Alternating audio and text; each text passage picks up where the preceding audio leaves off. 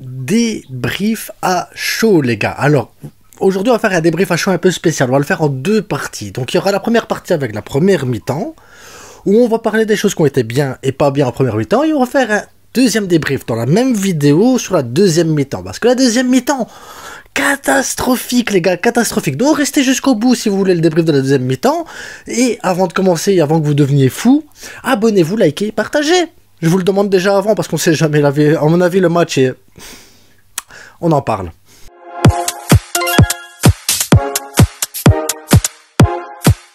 Donc, première mi-temps. On va commencer par là. La première mi-temps, bien, on commence.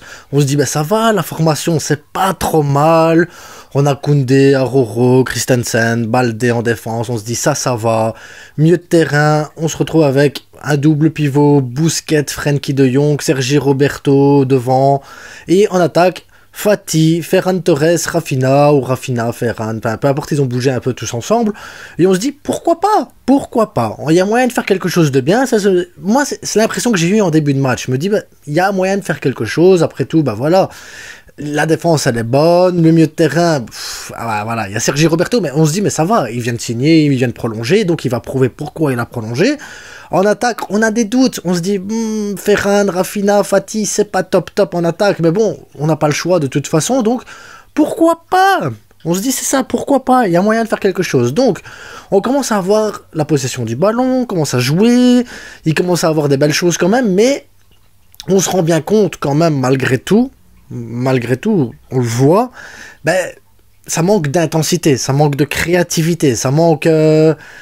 Allez, je sais pas, tu joues contre les 19e, chez toi, au Nou Camp, dans ton stade, tu te dis, voilà, on sort quand même d'un match dégueulasse contre le Real Madrid, parce que, oui, on gagne contre le Real Madrid, mais c'est resté un match dégueulasse, on perd contre Manchester United en jouant, ben, pas terrible, et t'as des joueurs comme Franck Kessié qui étaient en forme, où tu te dis, ben, il pourrait être à la place de Sergi Roberto, enfin, bref, il y a des trucs comme ça où tu te poses des questions, et tu te dis, mais voilà, tu joues à domicile, tu dois, à un moment donné, montrer ta supériorité par rapport aux autres clubs, enfin, tu joues contre les 19e quand même, le club est en crise, Valence est un club en crise. Donc, voilà, il y a manqué de tout ça. Malgré tout, on met quand même un but sur une passe magnifique de Sergio Busquets. Mais la passe, elle était magnifique. Et Rafinha de la tête, encore une fois, un but de la tête de Rafinha. Rafinha est bon de la tête quand même, les gars. Parce que ces appels, comment il les fait dans l'axe ainsi, pour arriver dans le dos de la défense, pour après piquer une tête comme ça ainsi, c'est magnifique, les gars. Franchement, Rafinha a le sens du mouvement, a une faculté à mettre des buts de la tête. Maintenant, il faut qu'il apprenne à le faire avec le pied, parce que il y a possibilité aussi, c'est un joueur à la base qui joue avec le pied, mais il met des belles têtes. Et Busquets, la passe qu'il trouve, magnifique. Mais là, tu te dis, si tu analyses la première mi-temps, tu te dis, ben, Fati, il est pas dans son match, il te met des têtes piquées, il arrive à piquer une tête pour qu'elle aille au-dessus du but, enfin, bon, les contrôles, pas top non plus de Fati. Sergi Roberto, on l'a pas vu, on n'a pas vu Sergi Roberto. Koundé à droite, c'est pas génial, et voilà, c'est les petits trucs comme ça qui te font dire que, voilà, il y a des joueurs qui sont pas au niveau. Après, moi, j'étais content, je vois Rafinha, Ferran, quand même, qui arrivent à se trouver plusieurs fois, qui arrivent à créer du jeu, en fait. Ferran et Rafinha m'ont beaucoup plu en première mi-temps. Aroro, Christensen m'ont beaucoup plu. Baldé, il déborde, il crée beaucoup, il crée énormément sur le côté gauche. Et heureusement qu'il y a Baldé sur le côté gauche, parce que si t'attends Fati à gauche pour faire quelque chose, bah t'es mort, t'auras jamais rien. Donc voilà, il y a des choses positives. Busquets est vraiment bien dans le match, Frenkie de Jong, il contrôle bien, il gère bien le truc. Tu dis, ben voilà, si tu dois terminer la première mi-temps, tu termines avec comme flop, ben, Fati, Sergi Roberto, Koundé. Pour moi, hein, en tout cas, si vous avez d'autres flops en première mi-temps, dites-le moi. Mais moi, pour moi, ça, c'est les flops. Et en top, j'aurais fini avec Rafinha, Busquets, Ferran. Voilà, pour moi, c'était les tops de la première mi-temps. Ferran, malgré la passe en retrait un peu bizarre, les gars. Oui, on est d'accord que la passe en retrait est un peu bizarre, mais le reste du match, ça va. Il propose des choses. Et là, en première mi-temps, ben, tu t'arrêtes là et tu dis, ok, ben, tu vas sortir Sergi Roberto parce qu'il apporte rien, ce garçon, ou tu le remets à droite, défenseur droit, parce que Koundé, ça va pas à droite non plus, donc il y avait possibilité, tu fais monter Franck Kessié pour qu'il apporte un peu plus de volume, un peu plus de jeu. Et en attaque, bah, au pire, tu fais sortir Fati, tu mets Alarcon, ou tu fais rentrer Pablo Torre, peut-être au pire des cas, pour essayer de créer un peu plus de monde et de densité au milieu de terrain, pour contrôler encore un peu plus le jeu, et essayer dans des percussions, ou dans la création de jeu, la création. Parce qu'on manque de création, les gars, on manque d'intensité, on manque de tout en première mi-temps quand même. Hein. Donc on finit avec 1-0, mais c'est pas génial non plus. Là, la fin de la première mi-temps.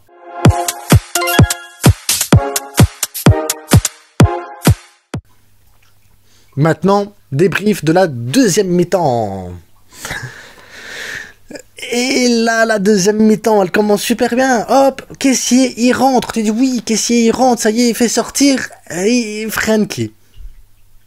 Pourquoi tu fais sortir Frenkie? Oui, il est fatigué, mais direct à la mi-temps. Tu vas pas attendre la 60e, 65e un petit peu, comme tu ferais habituellement, en disant oui, il y a un peu de fatigue ou quoi, ou sentir un peu le jeu, comment il se passe. Non.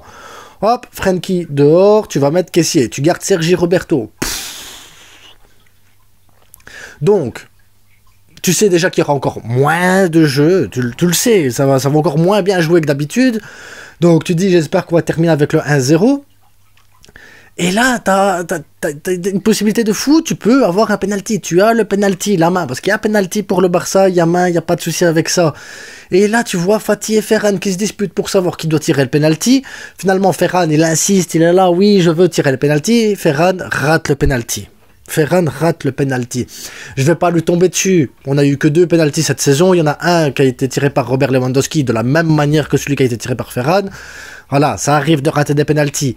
Mais dans les circonstances actuelles où le Barça ne domine pas, où le Barça n'arrive pas à créer de jeu, où le Barça a énormément de mal, et on n'est pas bien, parce que oui, on n'est pas en crise parce qu'on est premier, on n'est pas en crise parce qu'on prend les 3 points, on a gagné contre le Real Madrid. Mais si, les gars, dans le jeu, dans le contenu, on est en crise. Le Barça est en crise actuellement dans le contenu.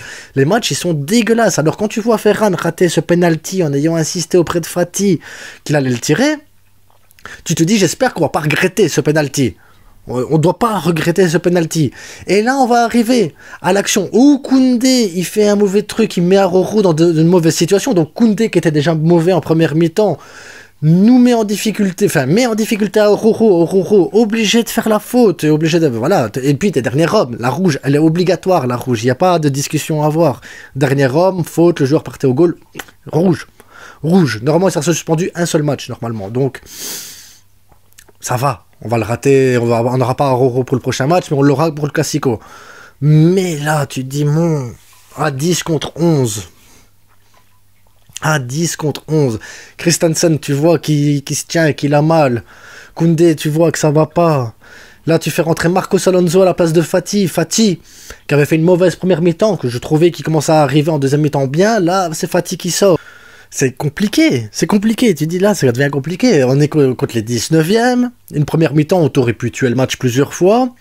Là, tu arrives en deuxième mi-temps, tu peux tuer le match, faire le break en mettant le but de penalty. Et là, t'as quoi? T'as Koundé qui fait une erreur défensive, Araujo qui rattrape l'erreur en faisant la rouge. Tu te retrouves à 10 contre 11.